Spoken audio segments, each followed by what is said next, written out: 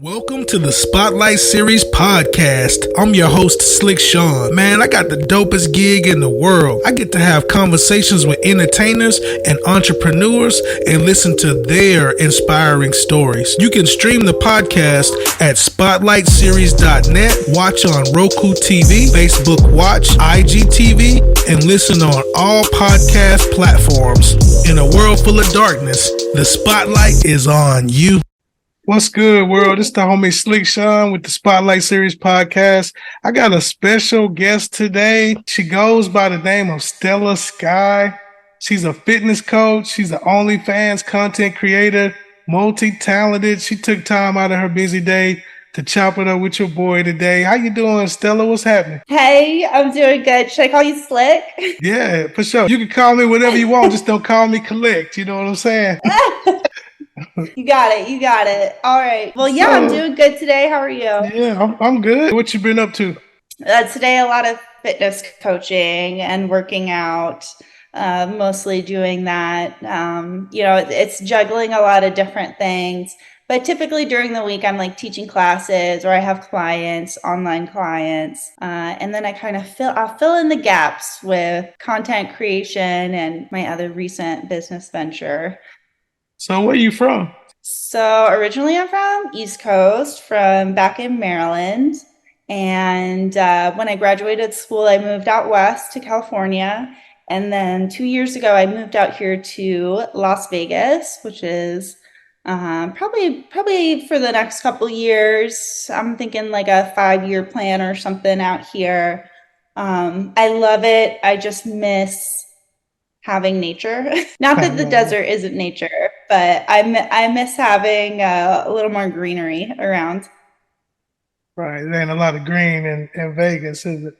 No, it's a lot of desert. It hasn't been too hot this year. I don't mind that. I know, right? I'm okay with that. Growing up on the East Coast, yeah. Yeah, so you're from Baltimore. That's how you say it? Did I say it right? Yep. Yeah. The reason I know that because I've done some voiceover stuff and I was practicing. I've done some voiceover work. Yes, true Baltimore, it would be Balmer. Oh, okay. That's the true one. Balmer, Merlin.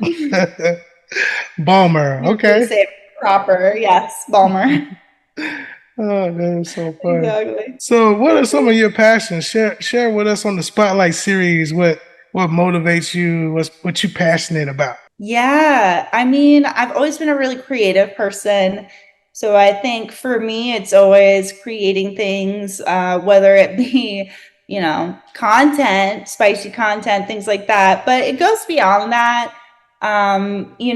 There's other things that go into that, like creating sets or backgrounds, designing costumes or wigs or hair, things like that around that I enjoy.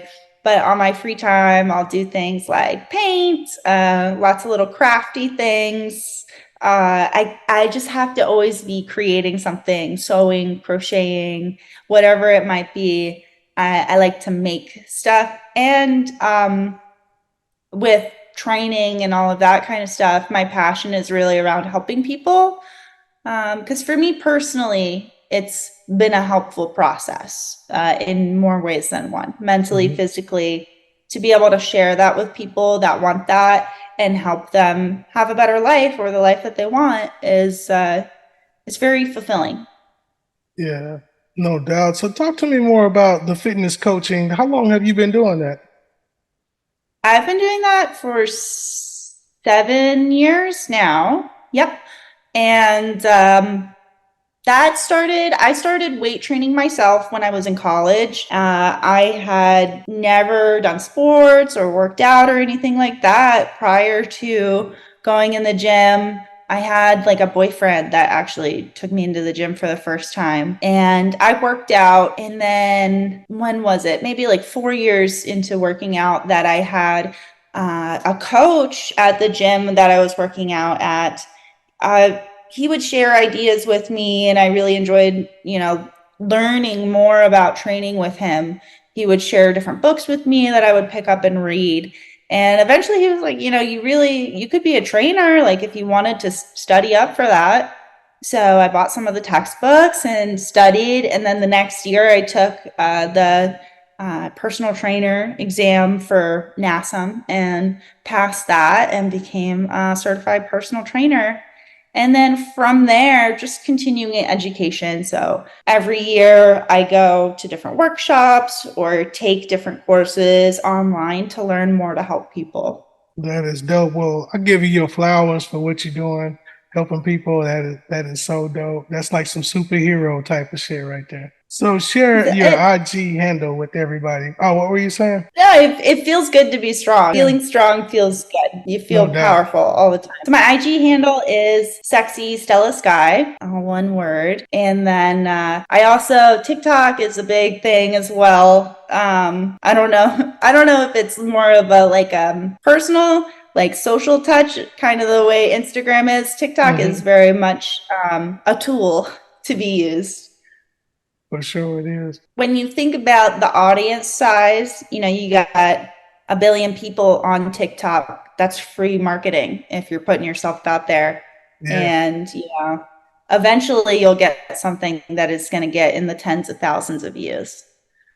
no doubt. For You sure. just got to, yeah, stay active with it. That's it. Words of encouragement. I love it. So you Yes. started camming. That's how you got started doing the content creating. Yeah. So I Well, actually started camping a long time ago. Probably like 2011, 12 was the first time I started camming when I was still in college. mhm. Even before I worked out or before I was a lifter, I did that. And I started with my free cams. That was the first place that I streamed, and my username was Pink Petals. So I guess I've always liked pink. And yeah, and I don't know. I didn't know too much about it then. I was in my early 20s, and I think definitely, like, if I could go back in time, I would probably apply myself a little bit more. Because when I think about it, there were not as many people doing online content as there Mhm. are now. Uh, Oh. Not at all. And so I took a big break. I cammed in college. And then once I moved, I didn't really continue to do that. And then it was recently, this past last year in October, I had a friend, and her husband started doing streaming on Chatterbait. And I was like, I've done that before.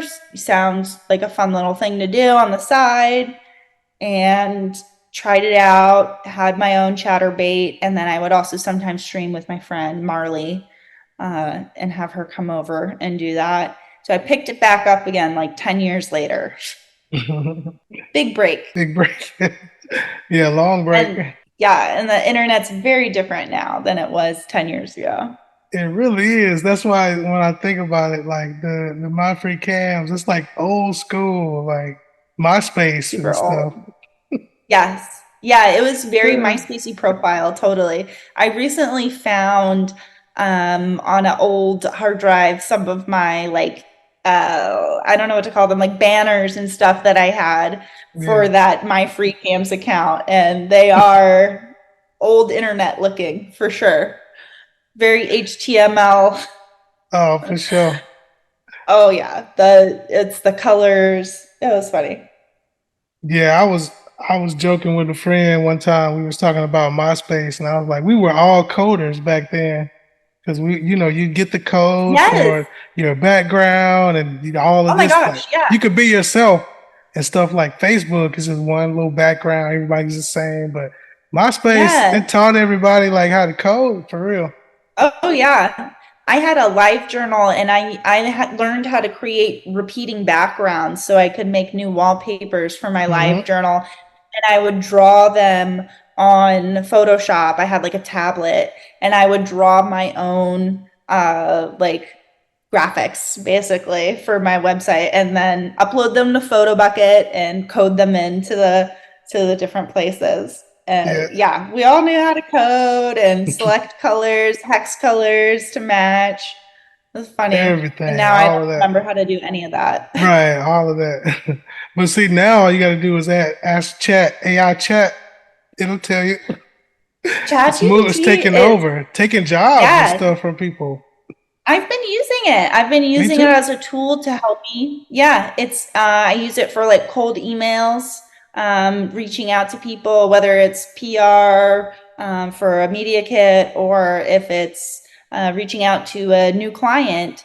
I find it really effective in just writing those kind of basic cold responses that you don't require much thought, really. They're Yeah, formalities mostly. no doubt. It's been I helpful. dabbled with chat. It helped me write a lyric to a song, and I mixed my own style with it. Because if you take it face value, it's kind of Right, corny. But right. if you I mixed about out of a 16 bar line, I mixed about 4 or 5 lines from AI chat, and the song is litty. It's gonna be on my new album. So yeah, it's I pretty think dope. that's really smart of you. I think the difference is going to be people who let like AI kind of crush them and overpower them, or people who use it as a tool, just like any other thing, right? It's like a printer is not cheating if you're doing some kind of art, if you're Hmm. drawing, right? As long as you know how to use it as a proper tool, you know, you can still be creative and have your own signature with your art, even if you're using AI.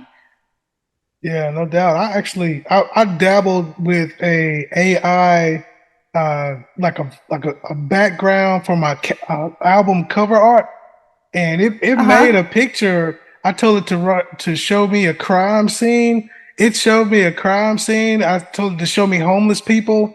It showed me homeless people on the streets, like just generated it from me telling it. Oh So my it's God. like crazy where Yeah, we're going. And you see, Apple just came out with that headset, that yeah, $3,500 headset. Like, just crazy. can you imagine somebody checking out your OF on the little VR On thing? That sounds kind of cool. It does, I don't it? can't get over how they use the example of like a corporate Zoom meeting. Like, I can't think of anything I want to be immersed in less Less than a work call. for sure. But think about it, I like don't want my interviews like boss. this would be so dope, wouldn't it? Just be This would be somewhere, cool. wherever, just boom, Be talking sitting about in it. a studio. Yeah. Be So, next question. So, how long have you been doing the OnlyFans creation? How long you been a So, creator? yeah, I only started the OnlyFans like in November, shortly after restarting up that Chatterbait. Also because my girlfriend had one, and really, I was still working for another company at the time as a trainer. Now I work for myself, but at the time I was working for another company, and they didn't pay very well. And so I was looking for other ways to get some income going that weren't going to cost me a whole lot of time, because I didn't have a whole lot of time to give. And she was doing that. So I decided to start an account just because I was doing Chatterbait anyway at Hmm. the time. And it kind of made sense to do. Why not do both? Since one could obviously feed the other and vice versa. Right. So it was just like a side Hmm. hustle. That's how you got started doing it. Yeah, pretty much. Yeah. And I would say it's still like a side hustle. I always make sure like the people that I work with still take priority Hmm. over OnlyFans. It's not that I don't want it to be like good quality or anything like that, but I just have to make sure I'm still serving people. I don't want to be abandoning posts to Right. do that. And so far, I've been able to have both kind of in my life fairly balanced. It's been working out. But I haven't been doing it very long. I did run into on my Chatterbait, I had a viewer who was very helpful, worked in marketing, and was telling me, you need to make a TikTok, you need to make an Instagram. And it was through TikTok really that I found success. Hmm. Um, I had, just a silly dance that I did that went viral, and that changed my OnlyFans. I think the first 2 months it made like $60. Because I wasn't doing any marketing. I just had Hmm. the Chatterbait. And then after starting the TikTok and all of that, and the viral TikTok month was an over $10,000 month, because of the traffic that it Dope. brought in. Yeah, that's dope. So yeah, that's why I'm saying I you mean, I should hear people getting the definitely bag on TikTok. I've been hearing people get. talking about that. They getting the bag on TikTok. I don't know about TikTok because I've done lives a few times where like I Uh-huh. get donations or people are sending gifts. But when I look after, it'll say it's only like maybe like $10 or Yeah, something. It's really not that much money. Sometimes it's even less. yeah, And I don't exactly know how to extract it from TikTok. It's not very clear to me how I take that money. So I'm not currently making any money off of TikTok itself. yeah. So the 10K that was on OnlyFans. Yeah, that was on Okay, OnlyFans. gotcha. Yep. Okay. That was, Oh that was yeah, that's through nice. subscriptions and message sells on Yeah, that month. But that was from traffic coming off of a video with 4 million views. yeah. That's So nice. the That's nice. the conversion is, yeah, still pretty standard for what most people see. Yeah, Is you got to get people interested in the TikTok, but then they have to do the work and actually click to the links. And because TikTok is not sex worker friendly, it's like, okay, you got to go to my oh yeah. Instagram, and then my Instagram, you got to click on this. Just So gotta there's follow obviously the pedals. flaw. Follow the Right. rose Sometimes petals. it's too hard. Sometimes they don't make it. Too That's much work. true. That's true. Very They true. get So lost. what are some challenges that you face being a content creator? Is it time? Is there any challenges at all that you face doing it? Oh yeah, time is definitely a challenge for me. I think because I'm not I didn't there I had a moment in that month where all that traffic was coming in where I was like, can I keep doing all these other things that I'd love to do? Like I don't want to have to give that up, but this is demanding so much of my attention right now. And a mentor of mine told me that you don't have to do that. And you can basically use OnlyFans to continue to fuel the things that you love to do and to fuel your dreams and use that to your advantage. Use it as a tool rather than just dropping everything and going to that. So juggling time is probably the hardest part about it. Because obviously I'm dividing my attention 3, 4 different ways. I for fun started also doing like working at the pool at Sapphire a couple weekends so far, but yet another job. I just can't seem to stop I know, right? acquiring jobs. I Um, know, right? If it's something you love and to do and you're making money, I pick up a lot of jobs too, so for sure. Right. Yeah. So I think that's kind of the fun in working for yourself too, is you get to do what you want. Um, it's a different kind of stress. I've found like there is still stress to make sure that you're working and making money, but it's all self-contained. I'm not worried about what somebody else is going to do. I'm in charge, I'm in control. I don't have to rely on somebody else to make something happen for me. So if Yeah, I'm worried about not making enough money, well, go do something, yeah, I can do something about it. But if I was working for somebody and I needed more money, I don't have a whole lot of choices exactly. beyond asking my boss for more money or more time, which they're usually not likely to give you either. Either one, yeah, that's for sure. Yep. As far as it being a part-time gig, it's pretty good. It's pretty lucrative. Yeah, I mean, it's part-time, but I would really say it's still full-time. Okay. Because I'm checking it in the morning, I'm checking it all day long, three Yeah, or four yeah. different times, responding to messages, taking some quick pictures every day, every other day, videos, posting on Instagram, posting on TikToks. So it's very much still full-time. I don't know what I could do, if I had true full time to it. That would Yeah, be kind of cool to see. I know, right? And I can understand why some creators are so successful when they do choose to do it 100%. No doubt. Putting all your time and energy into it, and that's what you love. So Yeah. yeah, for sure. Yep. So that brings me to So my next question. Are there any creepy subscribers? What's some of the weirdest requests you've gotten, dude? they're We in the minority. I will say that. The creeps are in the minority of my subscribers.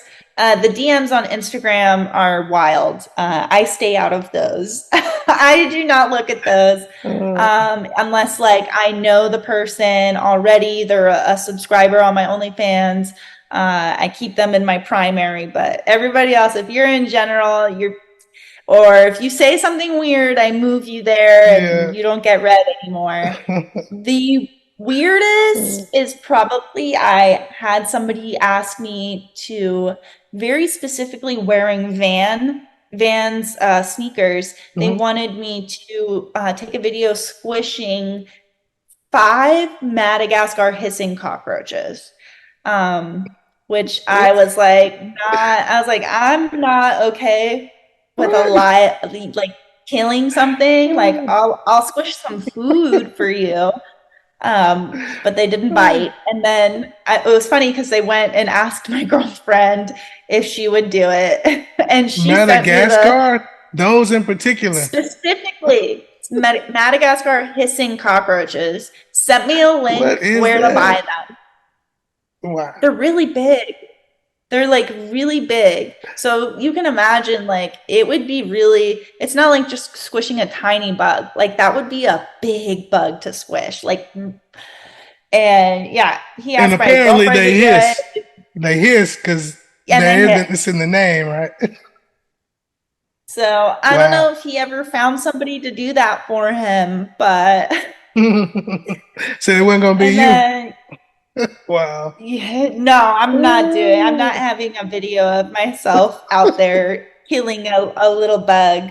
Even if it's a bug, it's just too much for me. Yeah. I'll do food. If anybody out there wants food squished, I'll squish food for you. Um, So y'all here, she'll squish food for you. If you want a yes, hot I'll dog step on the smushed, food. squeezed like in your hand till it starts dripping, she'll do it for you. Yeah, between the toes. And then, Uh, you have your regular feet guys, pretty standard. I feel like everybody expects them at this point. Um,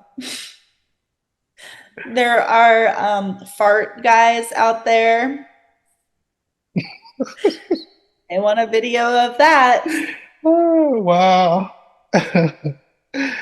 So Uh, yeah, I mean those are probably the weirdest. I don't know if they're yeah. creepy. Um, So as what far do as you the do when they ask for a fart? What, do you have a go-to food to bring it out? thankfully, like all hot girls, I have permanent upset tummy.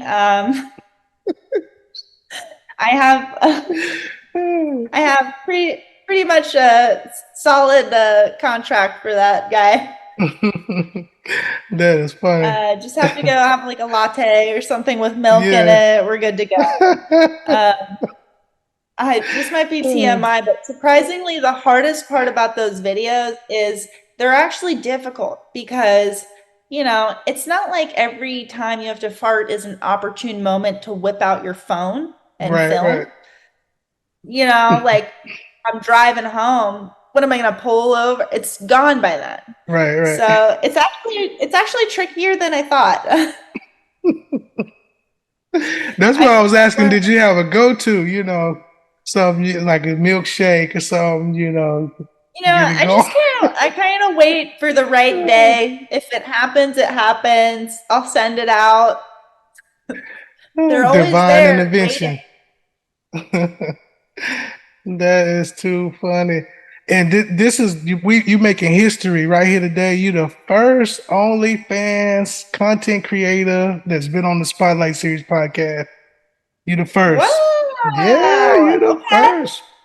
I was looking at your other episodes. Am I the first white girl? No, technically no. There was a lady from Huntsville. She was on here talking about voting. She was on here on Oh, okay. season one. On season one, Oh, because I on must the have website missed I it. got season two up right now. So I yeah, see. but I yeah, missed it. yeah, you Well, all missed that right. I'll one. I take don't the have season one OnlyFans up right now. creator. Say what? I'll take the OnlyFans creator. First OnlyFans creator. It's an Yeah, no honor. doubt. That is so dope. So It's tell me some ways that we can eliminate the stigma that comes with the adult content industry, and what are ways we could just eliminate stigmas in general with that? Yeah, I mean, that's pretty tough, right? Because you're looking for societal change. And right now, sex is pretty contentious in the political atmosphere. Abortion has been getting rallied back and forth, trans rights, gay rights.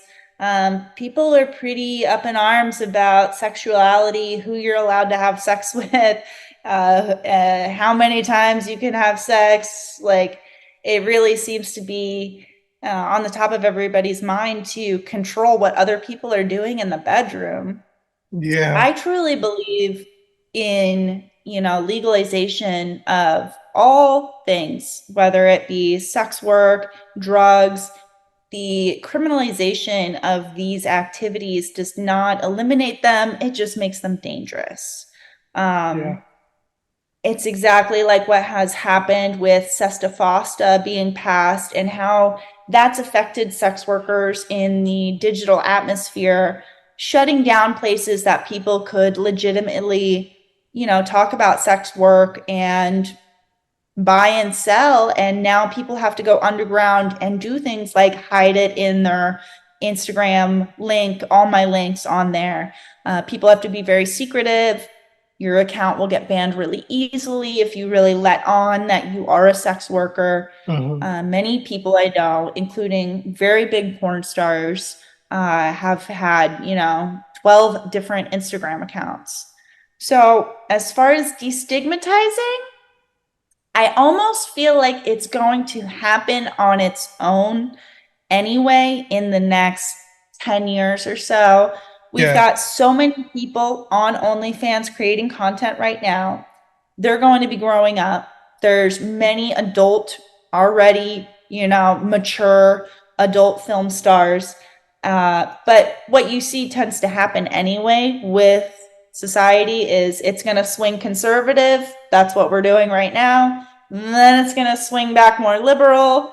Things are going to be a little more expressive and okay. Not to mention, I find a lot of the generation underneath of me, the two generations under me that are younger, they are very open about sexuality.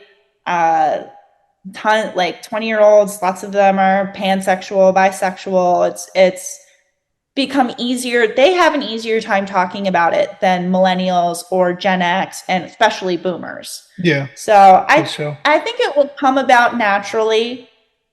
I don't know what we can do other than, if you believe, first of all, if you're a guy or a girl, but most likely a guy that buys content, watches porn, or does any kind of partaking in the sex work industry, adult industry, like, you need to stop talking bad and talking shit about women for having many partners, engaging in this because you consume it. The reason it Hmm. exists is because you are consuming it. Yeah, that's So true. you can't consume adult content and shit on sex workers because they don't Right. exist without that demand. So that's kind of the biggest like silly thought that I see over and over is Yeah, guys will shame sex workers, but they consume the content. So it doesn't really make sense to me. So yeah, a if lot of if we kind of, hypocrisy with I think, that. Yeah. yeah, we've got to change the way we speak about it. But I think that the tide will be turning after it finishes this upheaval, where sex is taboo, Hmm. supposedly, but Yeah. it's not. So we Too many almost people there, are but still a engaging. little time left. You say about 10 years, you Yeah. think? I think, yeah, in the next decade, these next two generations, what are they, Generation Y and Alpha, I think. Yeah. I'm Um, starting. There's I a can't lose. You the lose count. Z and Z. Alpha, right? Z and Yeah. A, yeah. Yeah. So when they're Generation Z is already old enough to be making spicy content, and they are.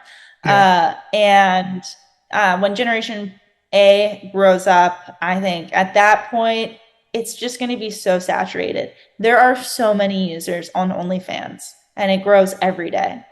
And Yeah. the economy is going down. That number of OnlyFans creators is just going to go up as people get more desperate. So I see it becoming a common occurrence. Yeah. No doubt for sure. So, what are some words of encouragement that you can leave everybody with that want to do, any content creation at all? What are some things you can give them for inspiration to do things that like you do? Yeah. Don't compare yourself to other people. It's good to take inspiration, maybe, but what will truly draw people to you is you. You're a unique person and being. So don't get caught up in comparing yourself to other creators or trying to be like other creators because they already exist in the space. You have something unique to you that you can offer to people, some kind of spark, whatever it might be. It might not even feel special to you, but experiment, put out there, your personality, see what people respond to.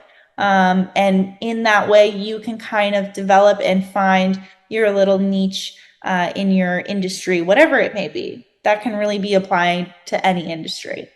But be yourself, put it out there.